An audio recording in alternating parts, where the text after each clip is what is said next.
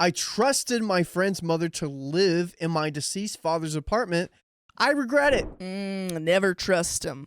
My father passed away unexpectedly 2.5 months ago of the ripe age of 58. Oh. This is still very much of trauma for me. I'm the only child, and he was not married. He left everything to me in his will. I inherited a 2-bedroom apartment that I am not in need of since I already have a place of my own. And by the way, this comes from Holographic Peaches. And if you want to submit your own stories, go to the r/OKStorytime subreddit. So my best friend's mother, Nicole, has recently come home from living abroad for 6 months. She came home early because she missed her family and grandchild, but it basically left her homeless. She's been couch surfing and living with her sister and daughter, aka my best friend since early childhood, Natalie. Almost immediately when Nicole heard that my father passed away, she asked if Natalie could ask me if the apartment was available for her to crash for a few months while she's fixing up her life situation long term. I trust Natalie with my life, and I had no reason not to trust Nicole. We all thought it would be a good temporary fix since I would be stuck paying Dad's rent and a loan as well as my own rent and bills. And she said she could be there as much as I needed to go through Dad's things and clear through the apartment and stuff. She'd just be thankful to have a place to go at night, and I wanted to help. She moved in just shy 3 weeks after my dad passed and promised me to be respectful of everything in the apartment. We didn't sign a rent contract, but we said that a 3-month notice both ways is standard and would do here as well. I gave her permission to use things in the kitchen if needed, as well as the washer, dryer, detergent, fabric softener, cleaning products, toilet paper, eat up, unopened food items, etc. Everything that goes with living in an apartment. When Nicole had lived there for 5 weeks, she sent a text saying she'd be moving out later that week. She had found and rented a house. She also wanted half the rent back that she had already paid me for the upcoming month. Everyone I asked said that I shouldn't have complied and sent her the rent back. But since this is my best friend's mom, I still wanted to help her, and I knew that she needed the money. She was grateful. This is where a contract comes in. I'm just glad she didn't stay and didn't leave. That's what I thought was about to happen. I'm a little concerned. I would rather pay her back half rent knowing she's getting out of the house I hope she's getting out. than staying. I hope she's getting out. Let's hope she doesn't Stay practice there. her PR squat. I think she might be. As soon as I got the keys back and walked through the apartment, I noticed that there was less stuff around than usual. Oh no! She cleaned! She helped clean! She helped clean all of your valuables. My dad liked to keep extra of his things he used regularly, like hand soap, dish soap, detergent, fabric softener, toilet paper, cooking things like olive oil, aluminum foil, parchment paper, plastic bags, and all that kind of stuff was just gone, even though no person possibly could have used it up in 5 weeks. For example, I know for a fact there were 3 extra rolls of aluminum foil that aren't there now. The worst thing was I noticed that there were fridge magnets missing. No! Not the fridge magnets! Yeah, no, wait, what? The fridge magnets! Specifically magnets I have bought for my dad. Round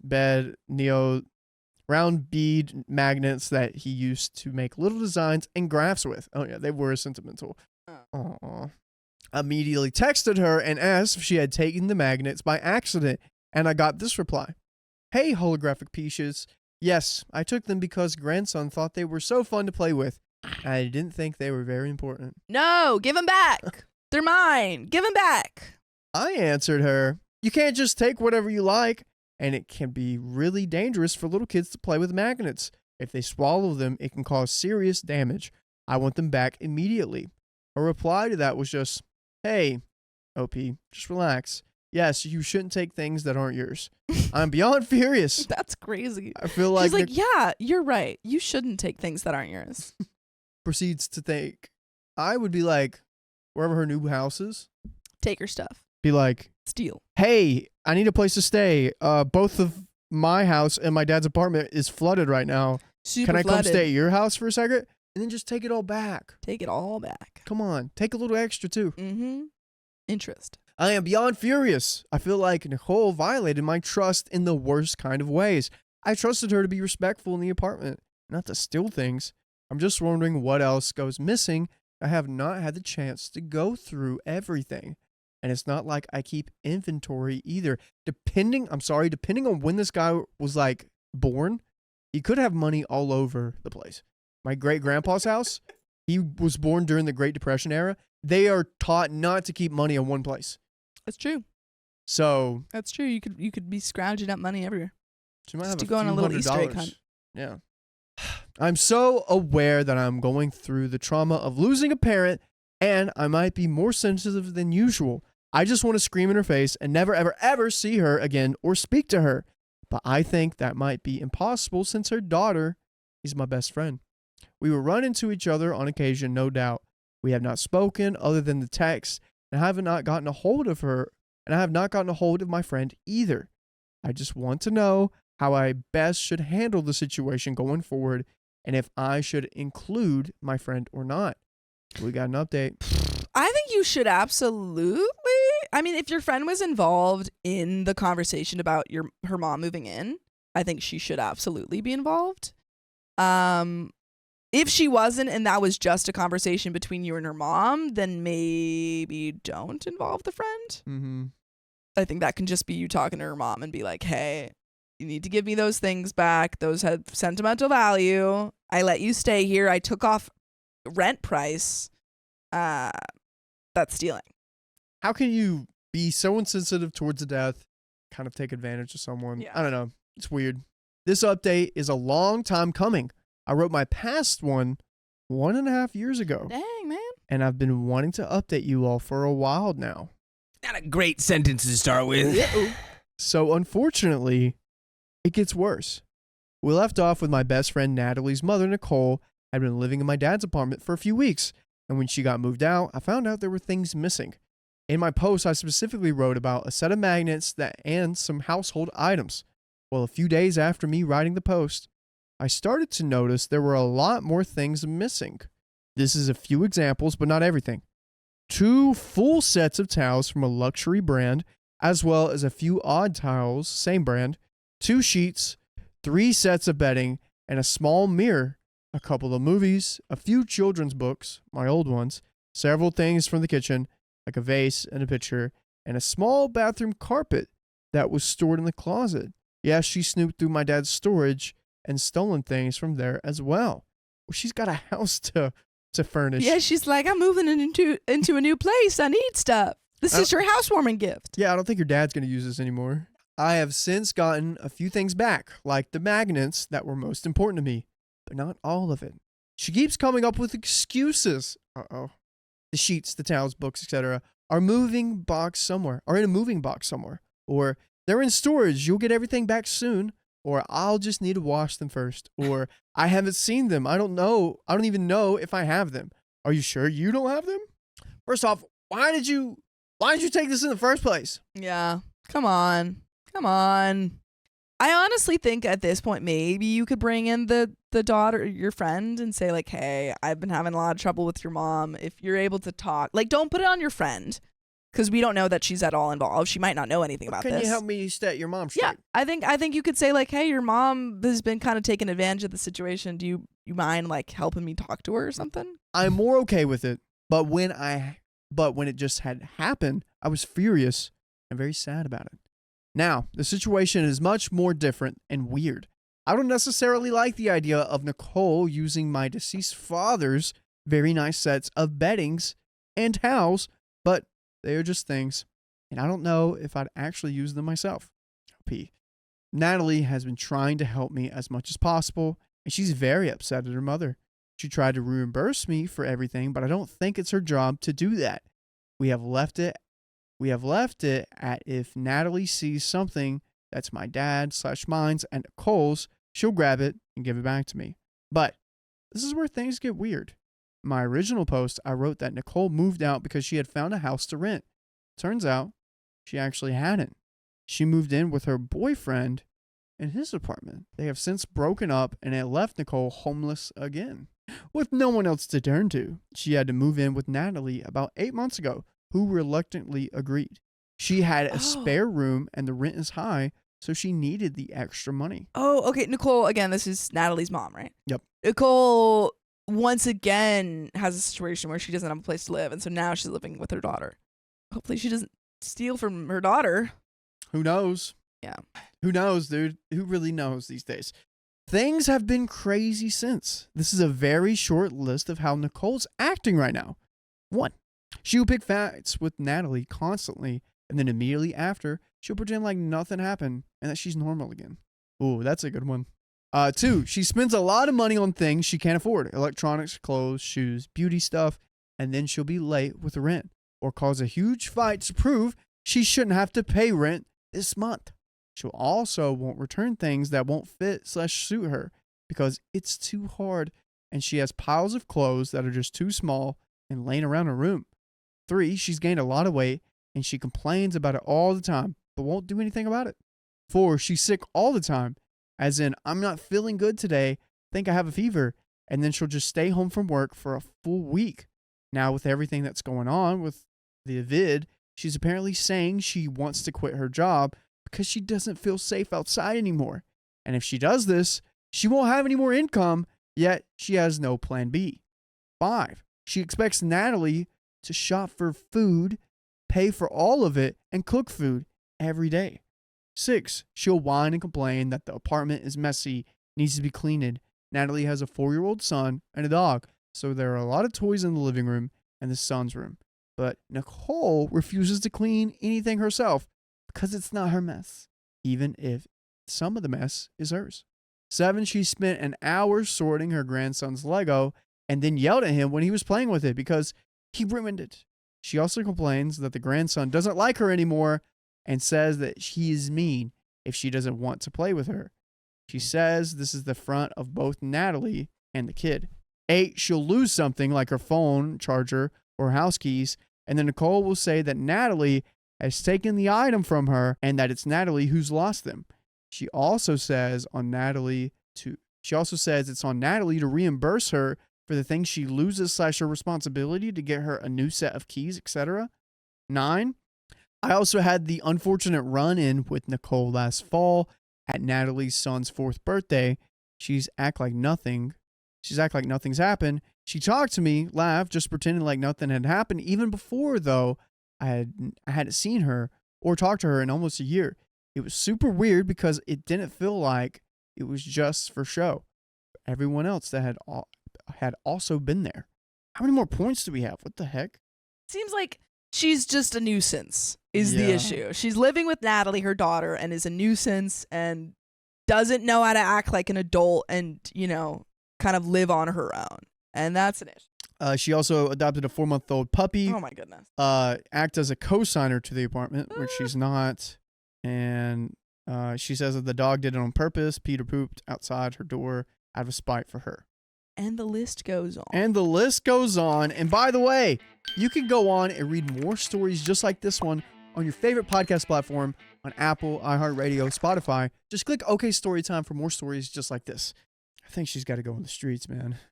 Oof. I just don't think that, I think that Natalie needs to set boundaries. I understand that it can be, especially, this is your mother. This is not just a random person who is taking advantage of you. But nonetheless, she's taking advantage of you. And she's acting awful. And she's just being an overall nuisance, as Wrestling Mama says. So I feel like you need to set some boundaries, or you need to tell Natalie to set some boundaries and say, hey, this is not going to stand. If you need a place to live, you have to follow my rules or you're out. Yeah. And if she, ends up being out, then that's on her. That is on her. It's just, I don't know. Whenever, the red flag to me was whenever she traveled for 6 months and didn't have a place to land after that. Yeah. Just kind of shows. She relies on other people and she expects them to pick her up when she has nowhere to go, even though she's not actually doing any work to find a place. Like, she's quitting her job because she doesn't want to do it. Last little bit here. As stated in the list, she's very worried about the virus. She stays up all night to read about it, and she'll say to Natalie she's convinced if she'll get sick from the vid, she knows she's going to pass from it. I think she suffers from untreated depression, but it would not be good enough to explain what's going on. I feel for Natalie because these last few months have been hard for her. Nicole critiques her about everything, from how she looks to her parenting. Natalie cries every day, and she tries to be home as little as possible. If someone has any insight what might be happening, I'd appreciate some advice. Thanks for reading. Sorry I don't have a nicer update. I think Nicole probably has some sort of mental issues. Absolutely. And yeah, people are saying, Wrestling Mama says, I think some kind of mental evaluation for sure. But regardless, she's taking advantage of the people who are offering her help. And that's not okay. And you guys need to set boundaries at the end of the day. Yeah. There could be like a litany of different things wrong with her. That doesn't mean that she can get away with treating you guys poorly. Like, I think boundaries with a moderator around. Sure. Someone that'll take her serious. But I don't know. She might be a lost cause, too, because sometimes I feel like people at a certain age don't like to learn, don't like to hear anything new. They just kind of live their life that way, staying at the same level. Yep. She's losing money, taking advantage of her daughter. Yes. But where's the line, though? We just don't know. What do you mean you don't know? Where would you put the line at? Or she don't. Oh, I know where I would put the line. I just meant like she these people don't clearly know. Oh, but where would you put the line? I put the line at like she's stealing stuff. That would have been. I would have been like, whoa. If you don't stop doing that, you have to find a new place to live. Got it. I put the line at she's literally, I don't know, bringing a dog in and at the puppy. Yeah, like without. I don't know. All of this. All of this is the line. I would have drawn the line at you're buying stuff and not paying rent. Yeah, come on. My friend invited an extra person on our trip, but doesn't want to pay for her. It's all right. You can take in the bags. You can clean and cook for me then. Here's the story. Basically, my friend, let's call her Ashley, and I are going on a trip with 3 other people. Jess, Emily, and Sam. Sam mentioned. Ashley and I were discussing what the cost of splitting up prices was going to be like for the hotel. I booked our hotel, and since there's 5 of us going, I told her it's going to be split up into 5. By the way, this comes from Just Individuals 3749, and if you want to submit your own stories, go to the r/OK Storytime subreddit. So, Ashley says she's paying for her friend Jess and wants it to be split up into 4 because even though Jess is going, Ashley is the one paying for both and her friend isn't paying her back for it. So there are 5 people going, but Ashley's like, I'm paying for Jess, so I only want it split 4 ways. No. And you have to pay 2 of the things if you're paying for Jess, Ashley. So let's just say this trip's like $2,500 to go on for a week. Yeah. Because the last story we read about this was like around $2,500. Sure. So $2,500 divided by 5 people, $500. $500. Okay. 25 divided by 4, $625. Yeah. So is this person that we've all never met worth $125 each? Yeah. If not, we're splitting it 5 ways and you're paying $1,000. You're paying $1,000. That's tough. If you want to pay for her, sure. But you're paying the whole thing. I personally don't think that's fair to me, Emily, or Sam. Ashley is choosing to pay for her friend's hotel part. The way I see it, splitting it into 4 only benefits Ashley and Jess. Jess because she doesn't have to pay a penny. Yeah. The thing is, Ashley is not paying for Jess. Jess is just not paying. That's the problem. My brother's actually going through this exact same scenario with a couple. Because a couple's like, we're a couple, we're going to split it 4 ways. I hate that. I'm like, no, you're 2 people. You didn't conjoin.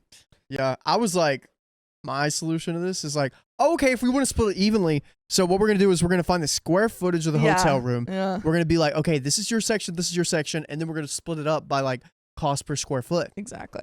Not me, Emily, or Sam, because we'd be paying more than we should just because Ashley is paying for 2.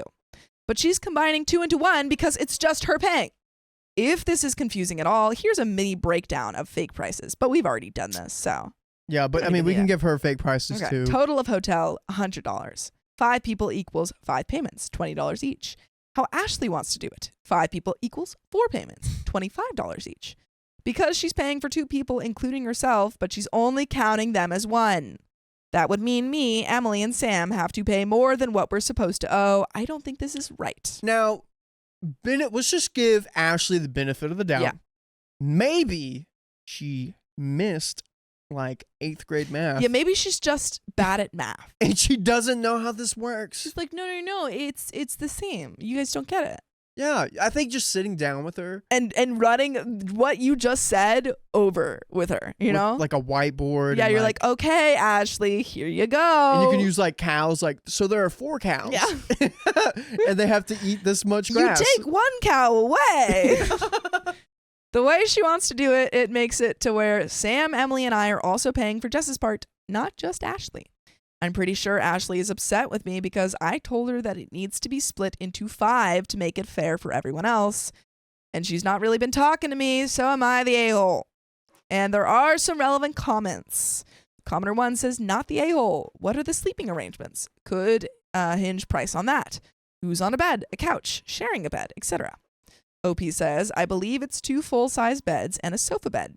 Ashley and Jess would be sharing a bed because they're closest with each other. We haven't decided the rest of the sleeping arrangements yet, though, but 2 on the other bed and 1 on the sofa bed, most likely. Commenter 2 says, not the a-hole. To your logic, yes, Ashley should be paying $40 while the rest of you are at $20. I have to ask, though, is your friendship worth whatever the real additional amount you 3 would have to pay? Is it worth it? Also, is she just paying for Jess for the hotel, or is all split cost items for the trip? OP says, I've talked to the others and they're not comfortable paying extra either. And they don't know Ashley very well. I'm not going to make them pay for someone they don't even know. Ashley did say it's just for the hotel that she's paying for Jess, but that might change in a couple of months when our trip actually takes place. Who knows? But my main focus right now is the hotel. OP has mentioned a few times in the comments about the prices listed. OP says, I don't know how many times I have to say this, but I said in the post that the prices I used in the post were fake prices. The hotel price was so much more expensive than the fake prices I used. It's not just $5. I thought that was obvious, OP. Yeah, my I'm sorry. example's better. No one is comfortable paying the extra because Emily and Sam hardly know Jess. And we've all got our own stuff to pay for during this trip. This trip is expensive. It's not that I'm not willing to keep the peace. It's that I'm not willing to be scammed. I think if you added 2 zeros to her fake prices, it's... Yeah, I agree. Yeah. But there's an update. First of all, I want to thank everyone who responded and for the tips. I made the post to make sure I was thinking correctly, even though I truly couldn't make sense into what Ashley wanted to do. But I mainly posted it because my friend wasn't talking to me, so I thought I might have been the a-hole. Putting out there that everyone going on the trip are young adults ranging from 18 to 22. Makes sense. Ashley and I are 21. I noticed a lot of people misunderstood my post. So I'm going to clarify a few things. Jess was going on this trip, whether Ashley pays for her or if she pays for herself. She was always going to come and is an original member of the group that's going. I had just gotten the news that Ashley is deciding to pay for her share of the hotel. But Jess isn't paying Ashley back. So I think Ashley got confused because since there's only 4 people paying, she thought the bill should be split up into 4. She just is dumb. It's okay. I knew it! She's just silly. I knew it! She missed 8th grade math. But that's not how the bill should be split up. It should be split up by however many people are staying, not paying. Because Ashley is choosing to pay for Jess. She doesn't have to do that. The prices I used in my post were fake prices to make it simpler to explain. The actual cost of the hotel was way more than the examples I used. Get it. Something I forgot to mention is that Ashley and I have never had an issue splitting up bills before, so I thought this was extra weird of her to try and pull. We just never had this problem before. Also, a lot of you were saying this will be a continuous problem during the trip, like for food or anything else. But whenever we've been on trips before and ordering food or whatever, usually we order separate, so that shouldn't be a problem during the trip. Another thing I didn't mention in the original post was that the hotel room states it sleeps 6 people. There's 2 full-size beds. There's two full-size beds and a sofa bed. I don't know if this is really that important, but a lot of people were asking. Jess and Ashley would be sharing a bed, and most likely me and Emily will share a bed because Sam made it very clear that she wants the sofa bed, lol. But I do not think it should be split up by beds or sleeping arrangements because we're all sharing the same space.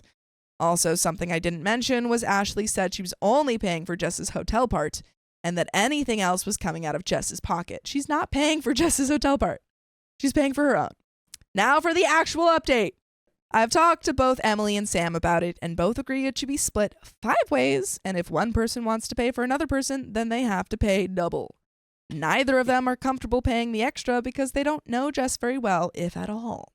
I also tried to explain to Ashley with examples like, if I'm paying for Sam and Emily, then it would be split up into 2, and you're paying more for just 2 people than I am for 3. And then explained to her that it just wouldn't be fair if I did that to her. I also emphasized that the way she wanted to do it makes it to where everyone is paying Jess's share, not just her. I was not going to back down until she got it. By the way, you guys should get that you can listen to full episodes of stories just like this. Just go to Spotify, Apple Podcasts, or iHeartRadio and search up OK Storytime. Now I think her play was to act dumb so she could save money. Yeah, she's like, what do you mean? I should only pay $500.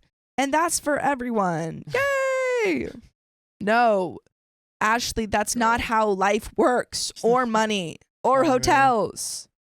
Oh, man. Just thinking about like other scenarios in her life where that might come up again. She can get scammed. She can get scammed a lot. She could be the one of the bad end of the stick. And she finally says that makes sense now, and she apologized. Whoa, she gets it, guys. She gets it. And I mean, I'm happy she finally understands how it's not fair to do it her way, but I'm still annoyed that I had to Uno reverse card her and use her logic against her to make her understand. It should have made sense from the very beginning, but it's whatever. I'm hoping this whole situation won't make this trip any awkward, but it's 2 months away, so hopefully everything will pass and we'll have a blast. If anything else crazy happens, I'll be sure to update you guys. Thanks for all the replies. And comment 1 says, splitting 4 ways means everyone's paying for the 5th person. Math really isn't that hard. Reply, but then Ashley doesn't get to claim she's the one paying for Jess. Reply, that's all I could think while reading this. OP should have just stated it's exactly like that. No, we're not splitting it 4 ways because then you're not paying for Jess. We are. And you are the only one who wants to pay for her, so you pay for her portion, which is split 5 ways. And comment 2 says the math was not mathing.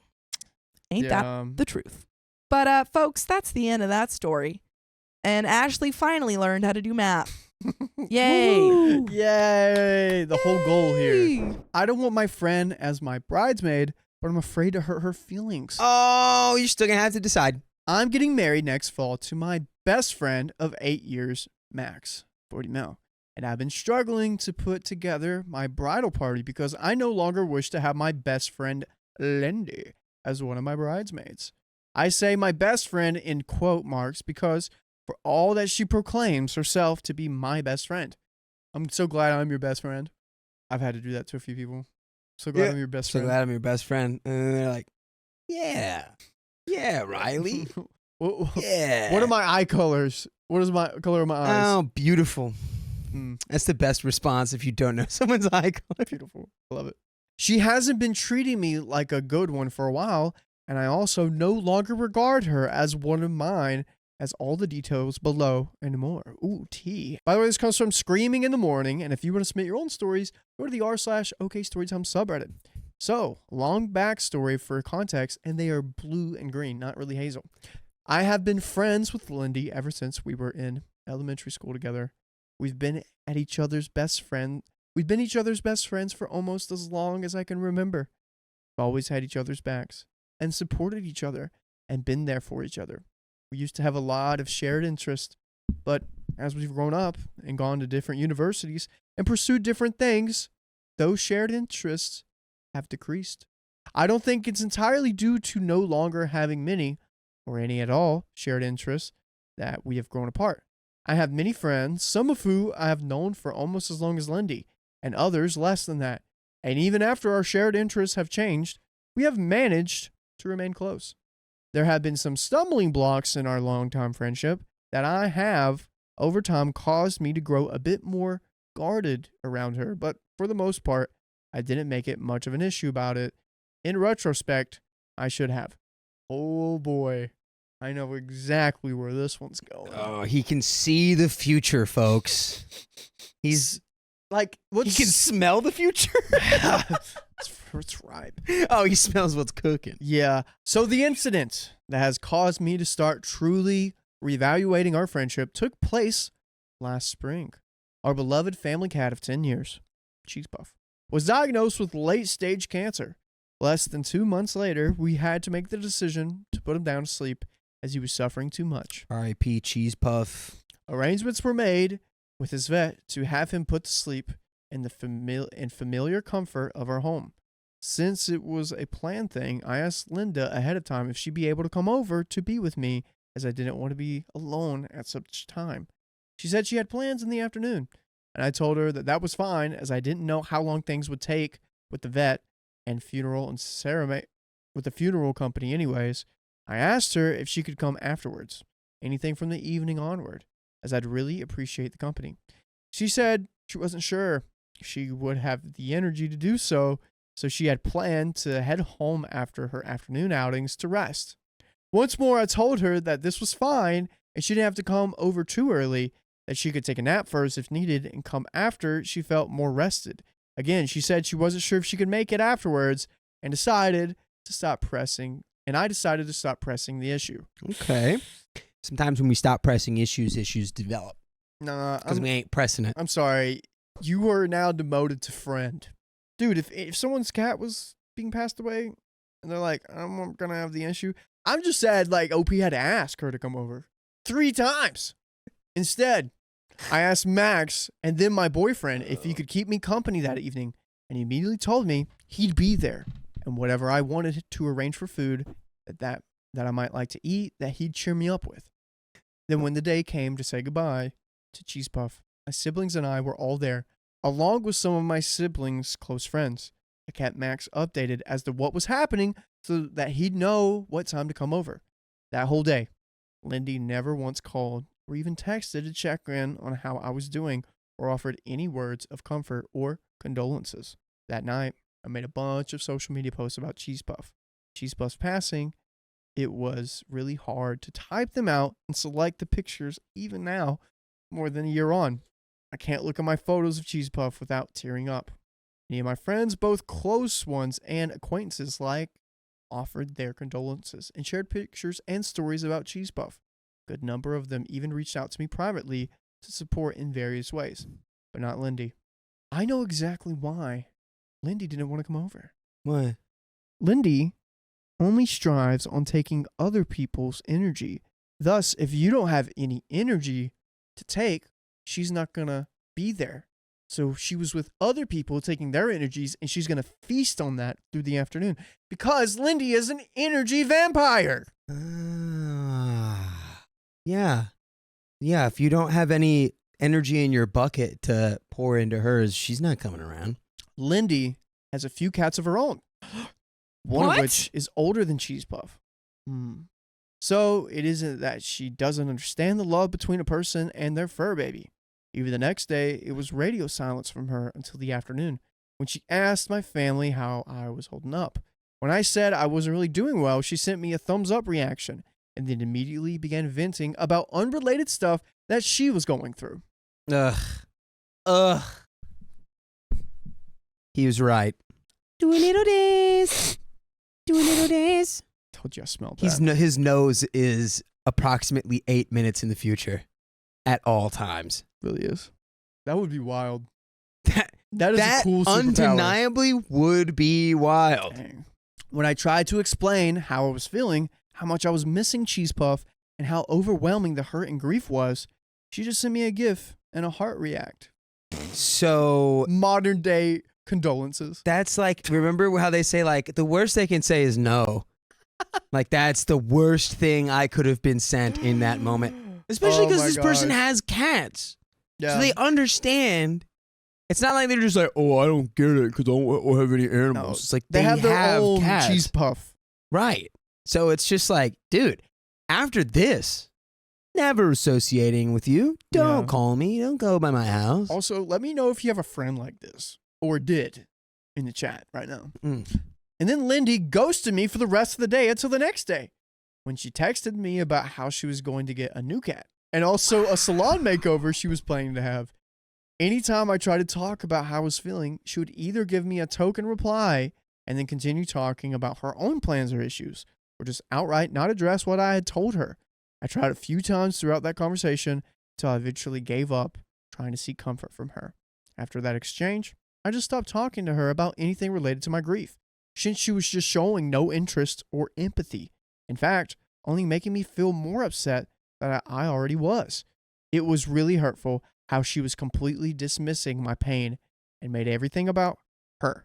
That eventually turned to me no longer turning to her for any form of emotional or mental support, as she didn't seem willing to offer it to me.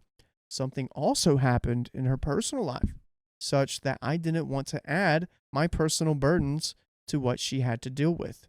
All that, along with some other instances in the past and more instances till now, has shown me this pattern of behavior with her. She treats me like a sounding board for all of her problems, but doesn't reciprocate when I approach her with mine. She'll come to me with struggles or unhappiness regarding the inconvenience to me, but only deign to address mine if she's available or filling up to it. Otherwise, she makes excuses or simply withdraws from me with the discussion. She got that one-way bucket, dude. One way, only one way. Filling up. You're filling up my bucket. I'm not filling up your bucket. My bucket. All this belongs in my bucket. You can't have any. How does a person engineer themselves to become an energy vampire? I think a lot of times accidentally.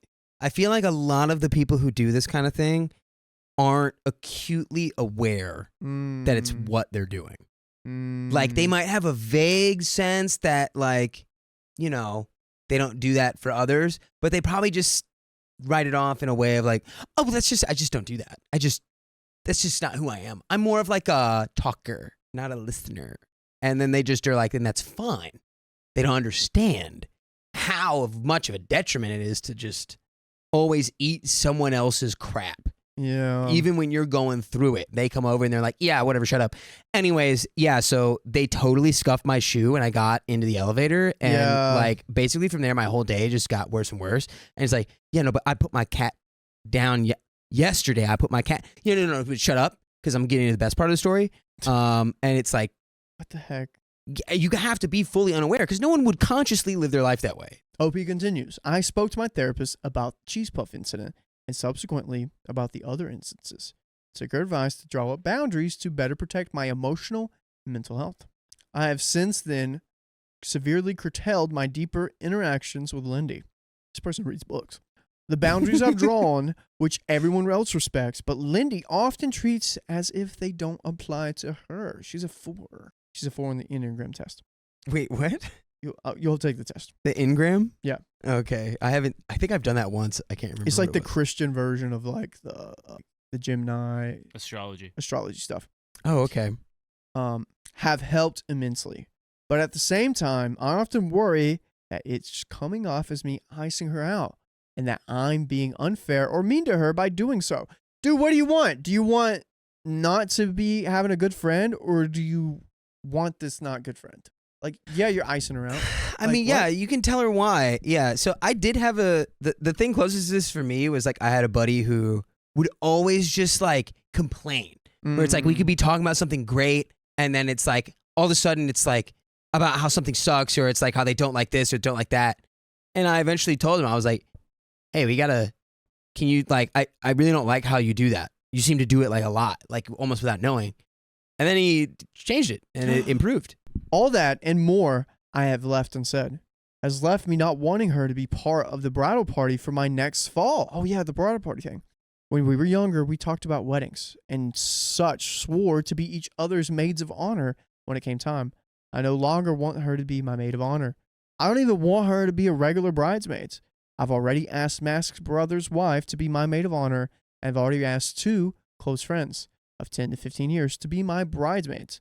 I no longer trust Lindy to be there for me, to support me, to prioritize me ahead of herself on a day when I'm likely to be stressed out and in pain. I have chronic pain issues and needed all the support, mentally and emotionally, but possibly physically as well, as I can get. I don't expect to have any crazy bridezilla demands But it's going to be a long and tiring day, and I can rely on someone I no longer trust who might just peace out on me halfway through if she's just not feeling it. Yeah. Additionally, Lindy has her own chronic conditions that do affect her stamina and energy levels. Even if our friendship wasn't rocky, it would be unfair and setting her up for failure to expect her to take on that role, as it will start really early in the morning and last easily 16 hours or longer. I've come up with a way for her to still be a part of my wedding beyond just attending as a guest, as I don't want her to feel left out or that I'm deliberately shunning her. However, I worry that no matter what alternatives I offer and how I make it work, she'll be hurt by me not asking her to be a bridesmaid. I've tried to best prioritize her as many aspects of my life until the cheeseball incident. Even now, I still can't help but feel like I owe it to our many years of friendship to show her the favor to cut her some slack. By the way, you can cut us some slack by going to your favorite podcast platform, searching up OK Storytime, and listening to all these crazy stories just like this one. I don't know what to do regarding this whole bridesmaids matter. Do I go ahead with my alternative option, or do I not have her involved at all beyond just being a guest? Yeah, that one. My indecision is founded in a nagging feeling that maybe I'm being too harsh on her. I would really appreciate the advice on how to proceed with sensitivity and kindness. Aww. Thank you all for taking the time and effort to read this ridiculously long post. There's so much backstory and so much more context, and there are many more incidents that have happened in the past since losing my cat that have all added up to me making me feel this way, and I do not want to make these decisions. I only spoke to this about the main one with Cheese Puff. OP's just a sweetie pie. I feel like I'm being too harsh. Well, dude, she literally ghosted you after your cat passed away. Yeah, that's not really a best friend. That's more of a friend at that point. And people grow. I'm talking to a friend right now where her and her girlfriend that like have been like friends for years. They now have different interests. And they're like, hey, like, she wants to go do this, but I kind of want to go and do that. And they're not, like, matching on that. And I'm like, I know it's really hard because you guys have been, like, friends since, like, elementary school. People grow apart. And it sounds like emotionally, you guys are going apart. And just as marriage, I feel like good friendships should be, like, equal yoke.